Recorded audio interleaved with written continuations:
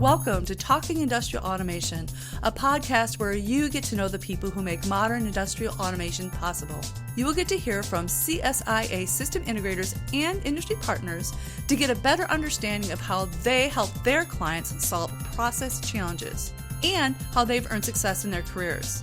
Along the way, we will touch on system integration best practices, technology, trends, and challenges. Whether you are a manufacturer, end user, supplier, or system integrator, you will enjoy the insights these industry professionals bring to this podcast. Let's get started.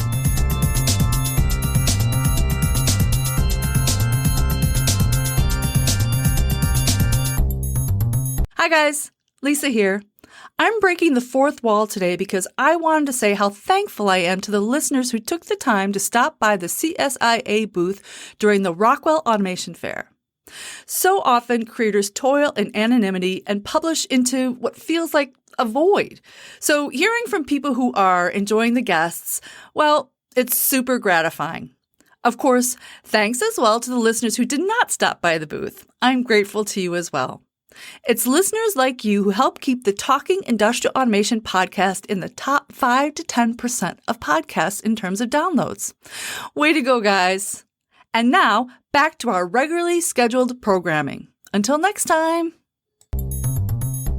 Hi, my name is Lisa Richter, the host of Talking Industrial Automation, a podcast where you get to know the people who make modern industrial automation and processing possible. In today's episode, we're talking industrial automation with Adrian Fahey, who is the Managing Director and Chief Executive Officer of Sage Group based out of Australia. In this role, he leads a team of more than 500 people over 2 continents who, through the brands of Sage Automation, Newcon, Skills Lab, and Embedded Expertise, offer a comprehensive suite of industrial digitalization solutions. Joining Sage in 1998, Adrian held a number of senior positions as the young company grew before being named CEO in 2008 and then Managing Director and CEO in 2019.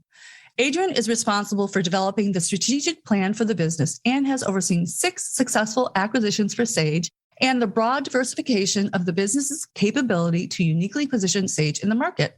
Adrian is a board member and executive director of the Sage Group boards and board member of National Association for Women in Operations. If that's not enough, he just also happens to be the current chair of CSIA. Adrian, welcome to the podcast. Thank you very much for having me. Let's start with an easy one. Tell us how you got started in the business of control system integration. Thanks, Lisa. So I actually started in telecommunications. So it was through that passion for electronics that I got really interested in PLC and SCADA systems. At night school, I studied PLCs in SCADA and went on to work in the mine. So really, that was my start, and I've loved it ever since. Let's talk a little bit about Sage. And can you share the history of how it began and how the company has evolved in the automation industry? So the company was actually started by Andrew Downs in 1994, and he started the company out of the belief that things could be done better. And so really from that very simple premise of being better at what you do, the company's grown from then. It's been a really exciting journey, really a story that started literally in the back shed of Andrew's house. When I joined the company, as you said, in 98, it was only 20 people. So it's had an amazing growth, and we still believe that there's a way that things can be done better. Do you specialize in any industry, product, or discipline? Why or why not? I guess we started in one geographic location down the bottom of Australia in South Australia. So we really started one geographic location and in one industry. And really our story to date has been one of diversification. So starting in one industry sector in automotive, we expanded to fill other industry sectors. So we now work in resources, which is mining for us. We work in the utilities area, defense, infrastructure. So we've really broadened our industry base. And then it was geographic diversity. So we opened offices all around Australia. So we have 14 offices here in Australia, now 3 also in India. And then by offering, so we started diversifying our offering out of standard automation services into field services and digitalization, mainly around optimization. It's been a story of diversification. So we're actually incredibly broad business now. What challenges are your customers facing right now? I think the biggest challenge for customers, which we're hearing at the moment, is actually around resources. There's a real challenge, I think, since the pandemic, getting access to great resources is a real challenge for them. So people challenges, I think they've always been there, but they continue to be there. So that's a real challenge. I think the other challenge is this whole idea of a digital journey. Where do you actually start? So we find there's a lot of people giving information to our customers. So they could be consultants such as the Big Four. And we're finding that customers are really finding themselves quite stuck and not sure where to start. So that would be the couple of challenges that I see. How much of your business is repeat? I assume that's a metric that you track. And why do you think they come back? It's a really interesting question. So we have a really high, what we would call reoccurring revenue. So around 78% of our revenues are reoccurring, and of that 78%, 30% of it is actually locked in. So it is annuity revenue. I guess it gets back to that really simple thought of making sure that every job is your best job. So making sure you're delivering those outcomes, making sure that you're really aware of what is the current best technology to be using and best technology for customers. So we stay very brand agnostic, making sure that whenever we go into a project or are building a relationship with a customer, that we've got the customer's best at heart. Also, I think for us, it's been really key to have an account manager associated with customer, that person that really understands the customer, understands what the customer likes, what they don't like. And that's a whole of life relationship, making sure that we're not having to start again every time we do a project or do a piece of work for a customer. So I think that's what makes us really sticky, and amazing people, of course. What would you say the smartest decision your company has made recently? I think the smartest decision we've made recently, I'll put it into two. One is around people. So I think just post-pandemic, we put in a new HR manager, which was just perfect timing, pre-pandemic, I should say. So it was perfect timing having that capability in our business to make sure that we were supporting our team and their well-being during COVID, which has been very challenging. And certainly, my thoughts are with everyone that's been challenged through that. The second would be, we've really branched out into the digital space around digital products. So we've got a couple of SaaS products that we've built and one that we've acquired. So really building out our own product range and something we can offer to a global market. So expanding on that a little bit, talk a little bit more about how Sage has grown or changed in the past year and what you expect for the company in the next 12 to 24 months.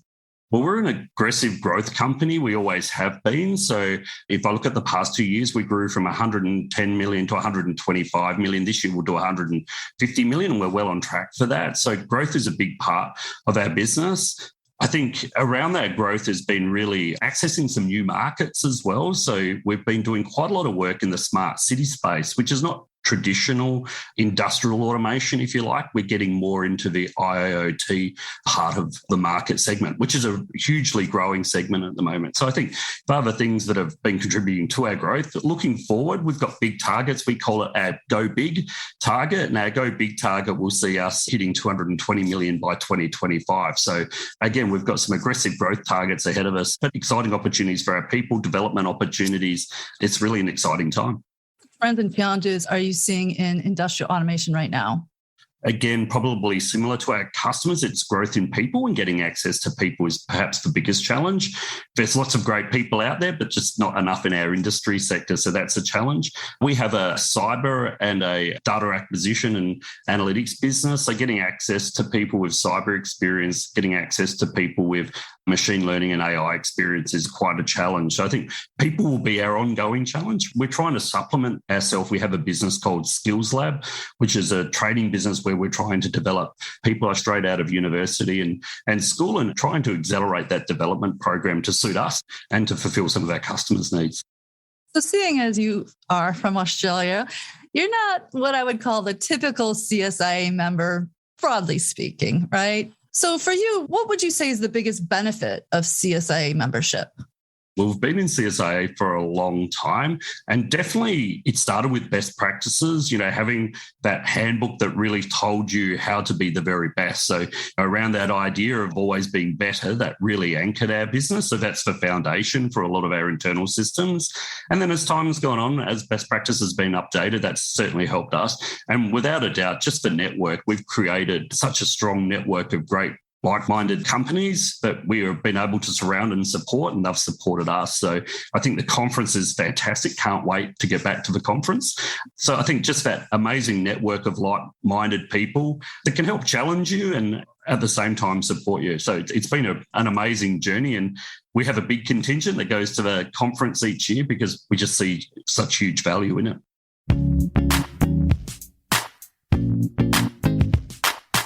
Hi guys, I need to tell you about our new sponsor, Xometry. Xometry is where engineers turn for on-demand manufacturing with guaranteed quality, consistently low prices, and fast lead times on custom parts. Xometry creates prototypes and production parts for every industry, from aerospace to medical to automotive.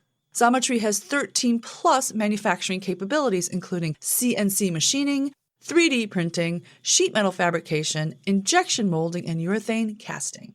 Plus, it has over 200 materials and 50 plus finishes through its global network of over 5,000 manufacturing facilities.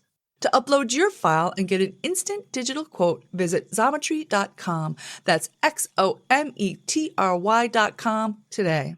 Xometry works with all creators from startups to Fortune 100 companies and can make anything from a single prototype to millions of parts. And that's not all. Xometry is ITAR registered and ISO 9001-2015 and AS9100D certified. Why not take a minute to go check it out? I think you'll find it pretty interesting.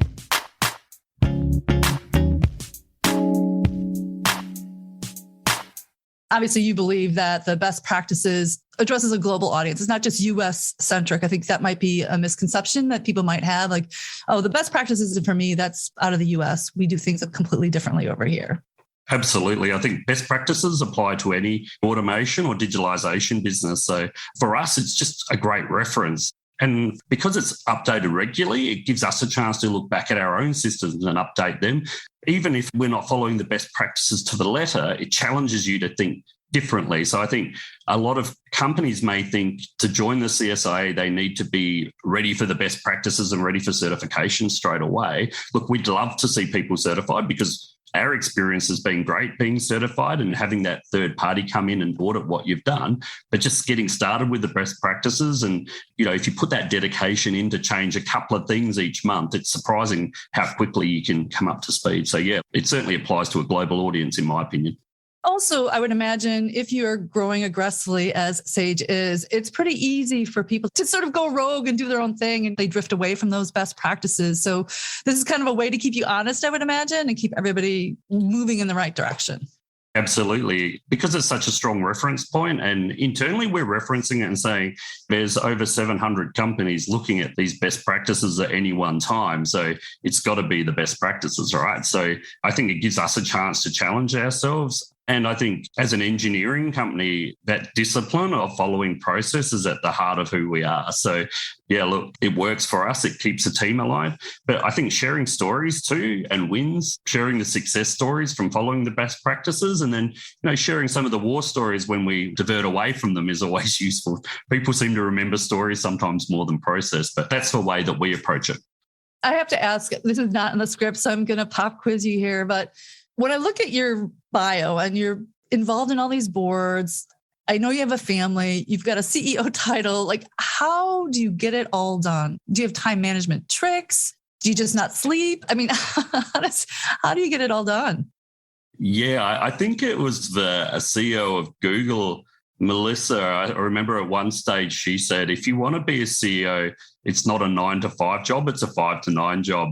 I'm a self-proclaimed workaholic, but I love what I do. I love our people. So it doesn't really feel like work. I'm very lucky. My wife also works in the business. I'm sure she'd like a little bit of a break from the business because she's normally getting a bit of a nudge saying, hey, I've got another idea, or have you got an idea on how we could do this? But it is a lot, but I think it's a privileged position. And so I think with that privileged position comes the requirement to give back as well. So I'm pretty passionate about giving back to the industry as well.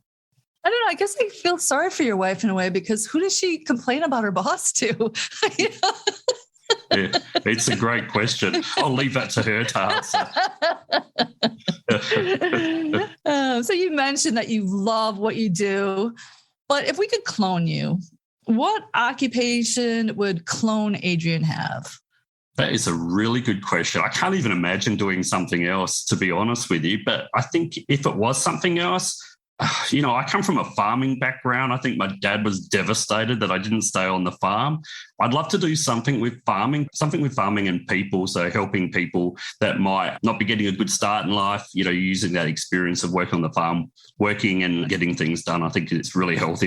I had an amazing upbringing. I think a lot of my values and virtues come from that upbringing, and I'd love to share that with other people. But I got to admit, I love what I do. So it's probably not going to happen. I mean, pretty much everybody I ask that question says that. They even try and avoid answering the question because it's inconceivable to them. But then every now and again, you'll get somebody who surprises you. One guy said he wanted to be a treasure hunter. Like, how the oceans go out and dredge up like the Titanic and stuff like that. I just did not see that one coming at all. My wife, previous to working here, she's in marketing and comms. She actually worked for Hilton. So I think she's always planned in the background when we retire. If we retire, she'd love to do like a fancy bed and breakfast or something, I'm sure. So I'm pretty comfortable with that. Drinking a wine, that would be my job. Entertaining guests. I think you'd be pretty good at it. So you mentioned that you grew up on a farm. What kind of farm was it? Cereal and sheep farm. Pretty common for Australians. Yeah, you're right. It is a little stereotypical, in fact. Okay, last question. If you could go back in time, what advice would you give your younger self? I think it would have to be always hire ahead of where you think you are. So hire the best possible person to supplement what you're not good at. So I think it changed our journey when we first got our professional CFO. Our journey changed again when we got our first professional marketing person, when we got our first professional HR person. So I think if I could tell myself something, I'd say back yourself in, stretch yourself and, hire probably ahead of what you can actually afford, because, those returns will be huge. Trust in what you know, but there's a whole heap of things that clearly I didn't know. So that would be my advice to myself, and back yourself in. Well, that's it for today's episode of Talking Industrial Automation. If you're interested in learning more about Adrian or Sage Group, you can find them on the Industrial Automation Exchange at www.csiaexchange.com. Thanks for listening, and thank you, Adrian, for joining me today. Thank you so much for having me, Lisa. Have a great day. That's it. If you enjoy this podcast, please subscribe in iTunes, Stitcher, Google Play, or wherever you listen to podcasts. You can also help others find us by leaving a 5-star review and sharing your favorite episodes with colleagues. Thanks for listening to the Talking Industrial Automation podcast. Thanks also to bensound.com and Wistia for the music bumpers. Until next time.